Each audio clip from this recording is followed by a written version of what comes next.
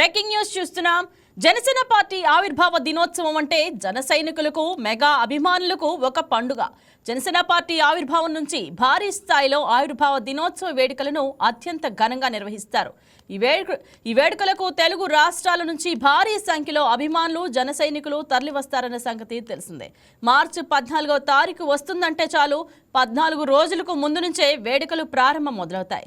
ఈ ఆవిర్భావ దినోత్సవం వేడుకను అత్యంత వైభవంగా జరిపేందుకు పార్టీ కమిటీలు సైతం వేస్తోంది. వందలాది ఎకరాల్లో ఈ ఆవిర్భావ దినోత్సవ వేడుకలను నిర్వహిస్తారు. గత ఏడాది ఆవిర్భావ దినోత్సవ వేడుకలను డిప్యూటీ సీఎం పవన్ కళ్యాణ్ తన సొంత నియోజకవర్గమైన పిఠాపురంలో నిర్వహించారు. ఇకపై పార్టీ ఆవిర్భావ దినోత్సవ వేడుకలను పిఠాపురం వేదికగా జరుపుకుందామని ప్రకటించిన సంగతి తెలిసిందే. అలాంటిది ఈసారి డిప్యూటీ సీఎం పవన్ కళ్యాణ్ ఆవిర్భావ దినోత్సవ వేడుకలను పిఠాపురంలో బహిరంగ సభను రద్దు చేశారు. ఎండల తీవ్రత దృష్ట్యా వేడుకలను రద్దు చేసినట్లు తెలిపారు. అయితే పార్టీ వేడుకలను స్థానికంగా నిర్వహించుకోవాలని పార్టీ అధిష్టానం స్పష్టం చేసింది.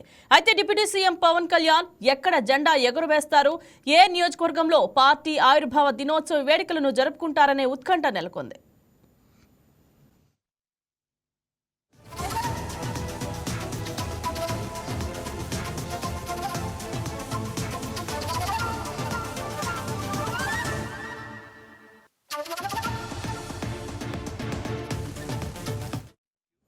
జనసేన పార్టీ అధినేత AP deputy CM Pawan Kalyan party ఆవిర్భావ దినోత్సవ వేడుకలపై సంచలన నిర్ణయం తీసుకున్నారు. జనసేన పార్టీ 13వ ఆవిర్భావ దినోత్సవ కార్యక్రమాలను ఈసారి గిరిపుత్రుల మధ్య నిర్వహించుకోవాలని నిర్ణయించారు. ఈ మేరకు షెడ్యూల్ ఖరారు అయింది. పార్టీ శ్రేణులకు ఇచ్చిన పిలుపు మేరకు గ్రామ స్థాయిలో జరిగే వేడుకల్లో స్వయంగా పాల్గొనున్నారు. శనివారం పాడేరు నియోజకవర్గం నందిగరువు అనే గిరిజన గ్రామంలో ఈ వేడుకలను నిర్వహించనున్నారు. తొలుత పార్టీ ఆవిర్భావ దినోత్సవాన్ని పురస్కరించుకుని ఓనూరు జంక్షన్ వద్ద జనసేన జెండాను డిప్యూటీ సీఎం పవన్ కళ్యాణ్ ఆవిష్కరిస్తారు. అనంతరం ప్రధానమంత్రి జన్జాతి ఆదివాసీ న్యాయ మహా అభియాన్, జాతీయ గ్రామీణ ఉపాధి హామీ తదితర పథకాల ద్వారా ఏజెన్సీ ప్రాంతంలో చేపట్టిన రోడ్ల నిర్మాణం పనులను డిప్యూటీ సీఎం పవన్ కళ్యాణ్ పరిశీలిస్తారు. పీఎం జన్ మన్ పథకం నిధులతో ఓనూరు జంక్షన్ నుంచి నందిగరువు గ్రామం వరకు నిర్మించిన 2.4 కిలోమీటర్ల రహదారిని కాలినడకన పరిశీలిస్తారు. నాణ్యతా ప్రమాణాలు తనిఖీ చేస్తూ మార్గమధ్యంలో గిరిజనులతో మమేకమవుతారు. అనంతరం అడవి తల్లి బాటా కార్యక్రమం ద్వారా నిర్మాణం పూర్తయిన రోడ్లను పవన్ కళ్యాణ్ ప్రారంభిస్తారు. మరోవైపు నందిగరువు గ్రామ ప్రజలతో నిర్వహించే మాటా మంతి కార్యక్రమంలో డిప్యూటీ సీఎం పవన్ కళ్యాణ్ పాల్గొంటారు. అనంతరం గిరిజనులతో కలిసి డిప్యూటీ సీఎం పవన్ కళ్యాణ్ సహపంక్తి భోజనం చేస్తారు.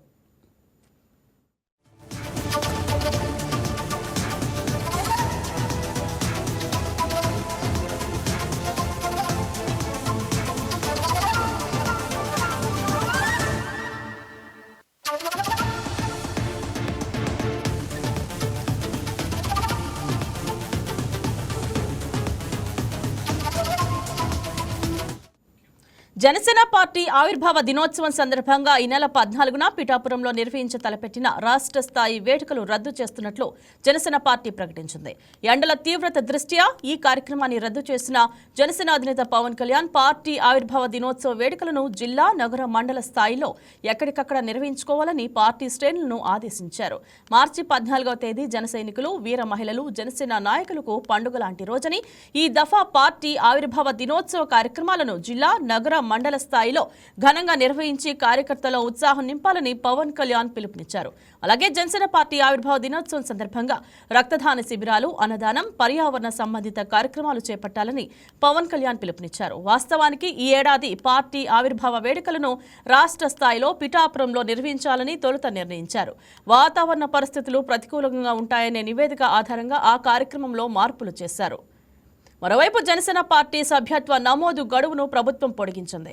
ఫిబ్రవరి 26న మొదలైన జనసేన పార్టీ ఉద్యమి సభ్యత్వ నమోదు కార్యక్రమం జోరుగా సాగుతుంది. ఏపీతో పాటు తెలంగాణ రాష్ట్రాల్లోనూ సభ్యత్వ నమోదు జరుగుతోంది.